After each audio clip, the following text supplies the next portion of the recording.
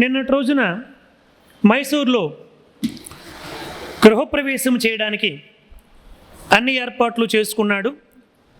మహిషాసురుడు స్వర్గములో ఉండి స్వర్గం మీద విసుగు పుట్టి స్వర్గము నుంచి కిందకు వచ్చాడు. మైసూర్ పట్టణాన్ని ఏర్పాటు చేసుకున్నాడు. అద్భుతమైనటువంటి కర్ణాటక రాష్ట్రంలో మైసూరు పట్టణాన్ని ఆ నగరంలో ప్రవేశం చేశాడు. ఇంకా అక్కడ కూడా చాలా కాలం పాటు విహరించి ఇంకా అందరినీ కూడా విపరీతముగా బాధిస్తూ స్వేచ్ఛా విహారము చేస్తూ అన్ని ఇబ్బందులు కలిగిస్తున్నాడు. స్త్రీలకి, దేవతలకి, గంధర్వులకి, కిన్నెరులకి, గోవులకి, పండితులకి అందరికీ ఇబ్బంది కలిగిస్తున్నాడు. ఇప్పుడు బ్రహ్మ వద్దకి దేవతలందరూ కూడా వెళ్ళారు. బ్రహ్మదేవ, తపస్సు చేయగానే ముందు వెనక చూడకుండా వరాలు ఇచ్చేస్తావు. ఇప్పుడు వాడికి నువ్వు ఇచ్చిన వర ప్రభావము చేత వాడు చూడు స్వర్గాన్ని, 3 లోకాలని కూడా ఆక్రమించేశాడు. స్వర్గలోకాన్ని, పాతాళ లోకాన్ని, ఈ మానవ లోకాన్ని, మర్త్యలోకాన్ని కూడా ఆక్రమించేసి ఎన్ని ఇబ్బందులు కలిగిస్తున్నా చూడాడు. మాకు ఇటువంటి రాత రాసేవా ఏమిటి బ్రహ్మదేవ అంటూ వాపోయారు. అప్పుడు ఆయన అన్నాడు, నాయన, నేను తపస్సు చేసినటువంటి వాళ్ళకి వరాలు ఇవ్వడం అన్నటువంటిది తప్పదు, కాబట్టి వరం ఇచ్చాను అని చెప్పి ఇప్పుడు మనందరం కలిసి శివుడి దగ్గరికి వెళ్దాం పదండి చెప్పి బ్రహ్మదేవుడు, శివుడు అందరూ కలిసి ఆయన్ని ప్రార్థన చేయడం కోసం, అంటే అమ్మే రావాలి. వాడు ఏం కోరుకున్నాడు? నా కోసమే అయోనిజ అయినటువంటి ఒక స్త్రీమూర్తి జన్మిస్తే ఆ స్త్రీ చేతిలో నేను చనిపోవాలి అని కోరుకున్నాడు. ఇప్పుడు బ్రహ్మ, దేవతలు, శివుడు అందరూ కలిసి వైకుంఠానికి వెళ్ళారు. నారాయణ, యజ్ఞాలు, ధర్మాలు, గోవులు, స్త్రీలు అంతా కూడా సర్వనాశనం చేసాడు వీడు. కాబట్టి ఇప్పుడు ఏం చేస్తావో నీ దయ. వీడి యొక్క ఆగడాలు రోజు రోజుకి పెచ్చు పెరిగిపోతున్నాయి. భూలోకంలో యజ్ఞాలు ఆగిపోవడం వల్ల వర్షాలు లేవు, సకాలంలో వర్షాలు పడడం లేదు, పంటలు పండడం లేదు, ప్రపంచమంతా అల్లకల్లోలం అయిపోతుంది. ఏదో ఒకటి చెయ్యి అని నారాయణుడిని ప్రార్థన చేశారు. అప్పుడు నారాయణుడు అన్నాడు, అయోనిజైనటువంటి స్త్రీ నుండి మాత్రమే వాడు చనిపోతాడు, కాబట్టి అమ్మ అనుగ్రహం మనం పొందాలి అని చెప్పి త్రిమూర్తులందరూ కూడా దేవతల తేజస్సు నుండి ఒక స్త్రీని సృష్టిద్దాం అని చెప్పి వాళ్ళు సంకల్పించుకొని అమ్మని హృదయపూర్వకంగా ప్రార్థన చేశారు. అమ్మ, ఆ మహిషాసురుడు ఒక అయోనిజైనటువంటి స్త్రీ చేతిలో మాత్రమే చనిపోతాడు, కాబట్టి మాలో ఉన్నటువంటి చైతన్య స్వరూపానమైనటువంటి నీవు బయటికి ఒక రూపంతో రా తల్లి అని ప్రార్థన చేశారు. అంతే, బ్రహ్మదేవుడి దగ్గర నుంచి ఎర్రని దివ్య కాంతి పుంజం ఒకటి బయటకు వచ్చిందండి. తర్వాత శివుని నుంచి తెల్లని దివ్యమైనటువంటి కాంతి పుంజం ఒకటి బయటకు వచ్చింది. విష్ణువు నుంచి నీలము రంగుతో ఒక గిర్రును తిరుగుతూ ఒక కాంతి పుంజం బయటకు వచ్చింది. ఈ 3 కలిసి గిరమని తిరుగుతూ ఒక విచిత్రమైనటువంటి రూపం, మూడు రకాలైనటువంటి రూపాలతో ఒక జగన్మాత ఏర్పడింది. వీటితో పాటు ఈ 3 కాంతులు కలిసిపోవడంతో పాటు ఇంద్రుడి నుంచి ఒక తేజస్సు వచ్చింది, వరుణుడి నుంచి, అగ్ని నుంచి, వాయువు నుంచి, కుబేరాదుల నుంచి, ఇలా దేవతల అందరి దేహాల నుంచి దివ్యమైనటువంటి కాంతులన్నీ కూడా వచ్చి హిమాలయ పర్వతమంతా ఆకృతితో దేదీప్యమానమైనటువంటి కాంతి పుంజం ఏర్పడిపోయి సుందరంగా ఒక జగన్మాత 18 చేతులతో మహాలక్ష్మీమాతగా ఆవిర్భవించింది. 18 చేతులతో మహాలక్ష్మీమాత స్వరూపముగా అమ్మ ఆవిర్భవించింది. కోటి సూర్యుల కాంతితో అమ్మ దేదీప్యమానముగా వెలిగిపోతూ వచ్చింది. హిమవత్ పర్వతమంతా ఆ ఎత్తులో అమ్మ కనిపిస్తుంది. అంతా కూడా మూడు కళ్ళు ఉన్నాయి అమ్మకి. దేహం అంతా కూడా 3 రకాలైనటువంటి కాంతులతో వెలిగిపోతూ వచ్చింది. అమ్మను చూసి దేవతలందరూ కూడా గొప్పగా స్తోత్రాలు చేశారు. అమ్మ, ఇంకా మహిషాసురుని నీవే సంహరించాలి, వాడిని సంహరించడానికి వచ్చినటువంటి ఓ తల్లి నీకు కృతజ్ఞతలు అంటూ చెప్పగానప్పుడు అమ్మకి 18 చేతుల నుండి ఇక వేలాది చేతులు కనిపించడం మొదలుపెట్టాయి. దివ్యమైనటువంటి కాంతులన్నీ కూడా వస్తున్నాయి.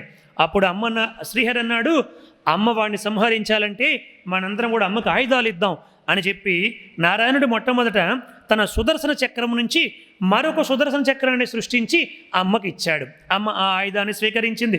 శివుడు తన శూలము నుంచి మరొక శూలాన్ని సృష్టించి అమ్మ చేతికి ఇచ్చాడు.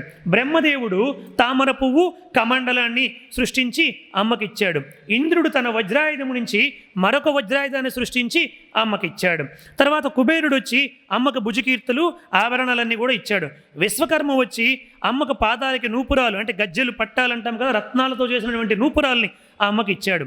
ఇప్పుడు అందరూ ఇలా ఒక్కొక్కరు ఇవ్వడం మొదలుపెట్టారు. ఇప్పుడు హిమవంతుడు వచ్చాడు.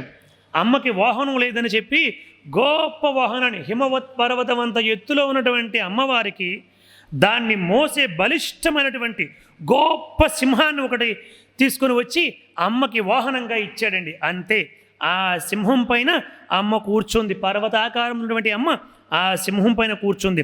దానితో పాటు విశ్వకర్మ వచ్చి పెద్ద గంటని, అంత పెద్ద సింహానికి ఎంత పెద్ద గంట ఉండాలో ఊహించుకోండి, అంత పెద్ద గంటను తీసుకొచ్చి ఆ సింహం మెడలో కట్టాడండి. అంతే, ఆ సింహం ఇలా జూలు విదిలిస్తూ ఉంటే ఘన ఘన ఘన ఘనమని చెప్పి ఆ గంటలు మోగుతూ ఉంటే దేవతలందరూ అమ్మకి గొప్పగా స్తోత్రము చేశారు. దేవతలందరి వైపు చూసి ప్రసన్న వదనముతో అమ్మ మనస్ఫూర్తిగా నవ్వుతూ ఆశీర్వదించింది. అలా ఆశీర్వదిస్తున్నటువంటి అమ్మ ఒక్కసారి హూం అని ఒక పెద్ద హూంకారం చేసిందండి. అంతే, ఆ హూంకారానికి ఒకసారి కొండలన్నీ కూడా గడగడమని కూడా నెలరాలిపోయేవి, భూమి అంతా కూడా కంపించిపోయింది, సముద్రాలన్నీ కూడా తెల్లిపోయేవి, పర్వతాలన్నీ కూడా గడగడలాడిపోయేవి, మేఘాలన్నీ కూడా భయంకరమైనటువంటి ఉరుములు ఉరిమేయి. ఆ శబ్దానికి అక్కడ అంతఃపురములో పెద్ద సభను తీర్చున్నటువంటి మహిషాసురుడు, వాడికి 2 కొమ్ములు, దానికి మధ్యలో ఒక 2 కొమ్ముల మధ్య పెట్టుకోవడం అంటే చాలా కష్టమండి కిరీటం. మొత్తానికి ఏదో బాధపడి ఒక కిరీటాన్ని చేయించుకున్నాడు. ఆ సభలో ఉన్నటువంటి వాళ్ళందరూ కూడా ఒకసారి భూమి అమ్మ యొక్క హూంకారంతో కంపించిపోవడంతో అందరూ ధైర్యమని కింద పడిపోయారు. అంతే, వాడి యొక్క ఈ కిరీటం కూడా దొర్లి కింద పడిపోయింది. ఏమిట్రా ఇది, ఎక్కడి నుంచి ఒక హూంకారం వినబడ్డది, ఆ హూంకారానికి భూమంతా ఇలా కంపించిపోవడం ఏమిటి, నేను ఎంత బలవంతుణ్ణి, ఈ సింహాసనం మీద నుంచి కింద పడిపోవడం ఏమిటి, ఒరే దూత, ఆ హూంకారం చేసింది ఎవరో వెళ్ళి వాడి జుత్తు పట్టుకొని ఈడ్చుకొని రా, లేదా చంపే అని చెప్పి పంపించాడు ఒక దూతని.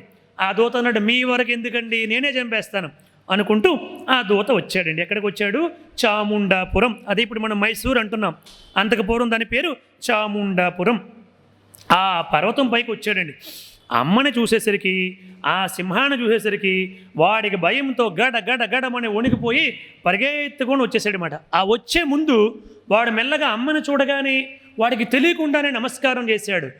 మహాత్ములు, గొప్పవాళ్ళు, పూజనీయులు ఎవరైనా కనుక కనబడితే వీడు ఎంత క్రూరుడైనా ఎటువంటి వాడైనా వాడికి తెలియకుండానే వీడు నమస్కారం చేసి ఒక్క మాట చెప్పేసి వెళ్ళిపోదామని చెప్పి, అమ్మ నువ్వు ఎవరవో ఏమిటో నాకు అర్థం కావడం లేదు, నీ రూపం చూస్తుంటే నాకు చాలా భయం కలుగుతుంది, కానీ ఒక విషయాన్ని చెప్పి వెళ్ళిపోతానమ్మా, నన్ను చంపొద్దు అని చెప్పి వీడు చంపడం మొదలుపెట్టాడు. అమ్మా, ఇక్కడ ఉన్నటువంటి వాడు మా ఈ రాజ్యానికి, సకల భూమండలానికి కూడా, ఈ 3 లోకాలకి రాజు అయినటువంటి వాడు మహిషాసురుడు.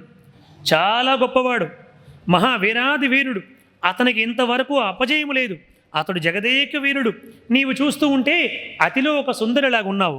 ఆయనకి పెళ్లి కాలేదు కాబట్టి నా మాట విను, వాడితో యుద్ధాన్ని పెట్టుకోకు. నీవు అతిలో ఒక సుందరవి, వాడు జగదేక వీరుడు కాబట్టి నువ్వు వాడిని పెళ్లి చేసుకో అని చెప్పాడనమాట. ఒరే నాయనా, నేను ఎవరని అడుగుతున్నావు కదా, నేను దేవతల తరపునే వచ్చాను. దేవతలందరికీ కూడా తల్లిని, ఈ సకల చరాచర జగత్తుకి కూడా నేను తల్లిని, వారి తరపునే వచ్చాను.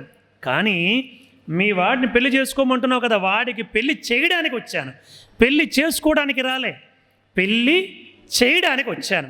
కాబట్టి నువ్వు పోయి వాడిని తక్షణమే రమ్మని చెప్పు అని అనగానే వీడు పరిగెత్తుకొని ఒకే పరుగుతో పారిపోయాడన్నమాట. మహారాజా ఏం చెప్పమంటావు, ఏమిట్రా ఉన్నదే చెప్పు అన్నాడు ఆయన. ఉన్నది చెప్పాలంటే భయం వేస్తుంది.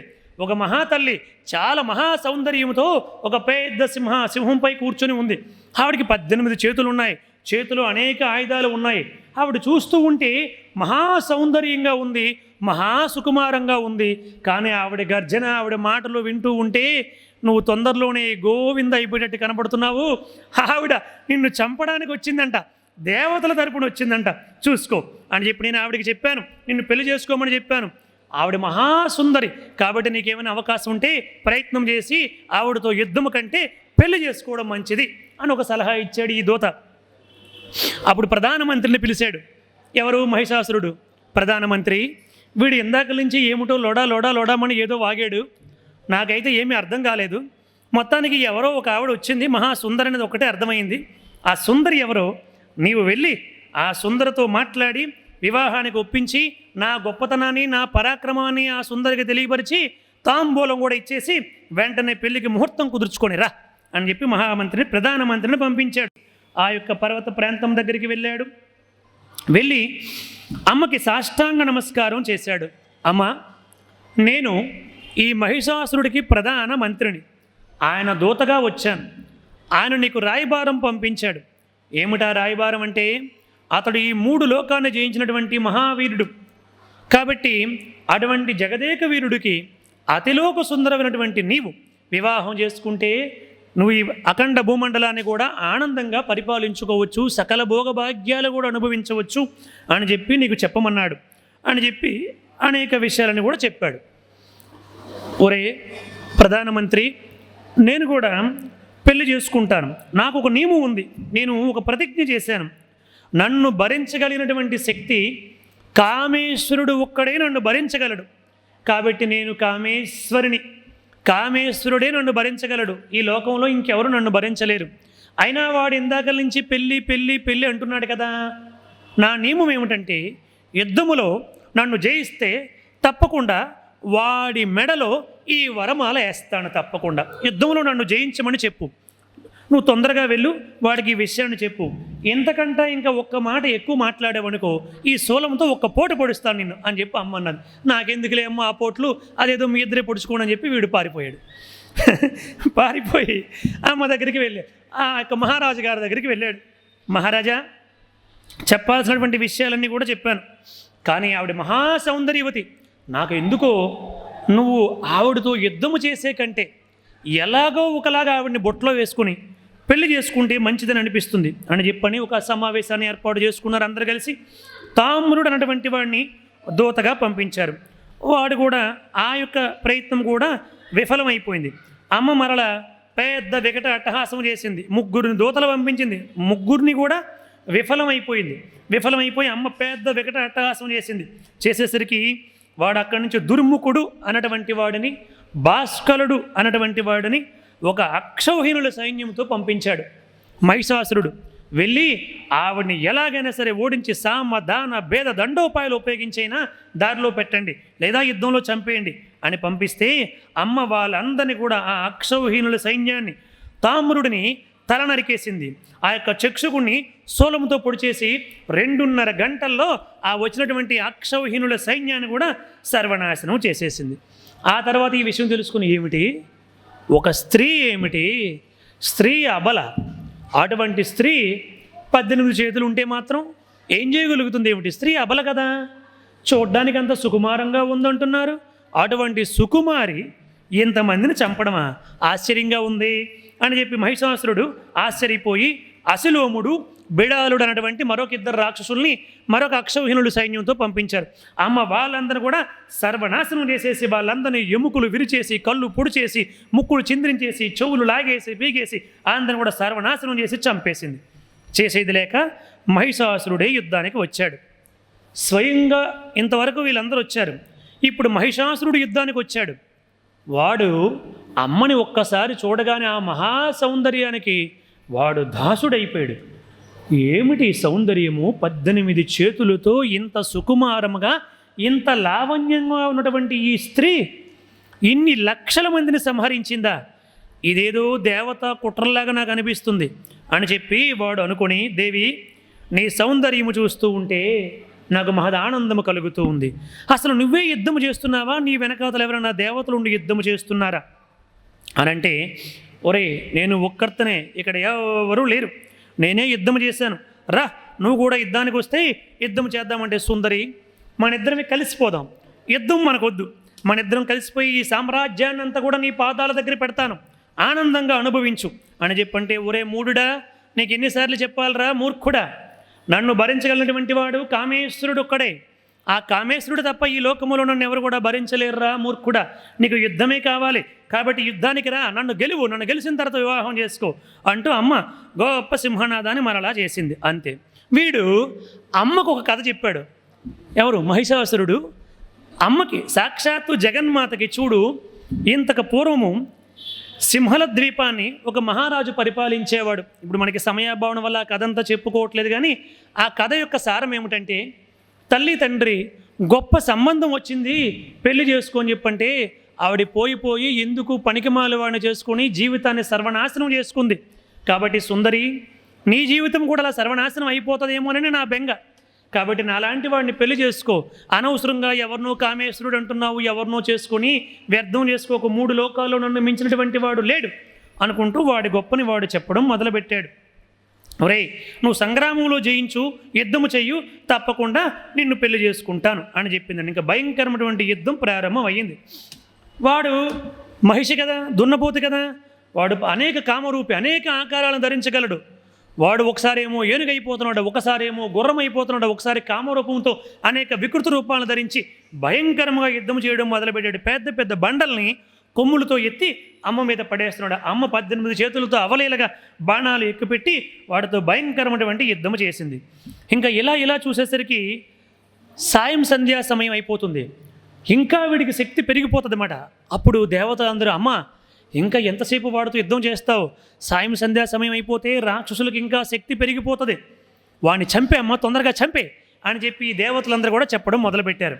అప్పుడు అమ్మన్నది, ఒరే వీడిని చంపడానికి 1 నిమిషం చాలు, కానీ వీడు ఎంతో తపస్సు చేశాడు కదా అప్పుడు, అందుకోసమని వాడికి ఏమాత్రం అవకాశం ఇచ్చాను. వాడిలో ఏమైనా మార్పు వస్తే ఇప్పుడైనా వదిలేద్దాం అనుకుంటున్నాను, కానీ వాడిలో మార్పు రాలేదు కాబట్టి చంపేస్తానని చెప్పి అమ్మ ఒక తేనె పాత్ర తీసుకొని గడగడమని తాగేసి చక్రముతో గిర్రున వాడి శిరస్సును 2 ముక్కలుగా కోసేసింది. అలా కోసేసిన వెంటనే కొండలాంటి వాడి శరీరం ధామని కింద పడిపోయింది. అంతే, వాడి యొక్క దేహం ఒకవైపు పడిపోయింది. వాడి యొక్క శిరస్సు నుంచి కారినటువంటి రక్తము మొత్తము కూడా ఒక పెద్ద జల ప్రవాహంలాగా మొత్తం అంతా కూడా ప్రవహించడం మొదలుపెట్టింది.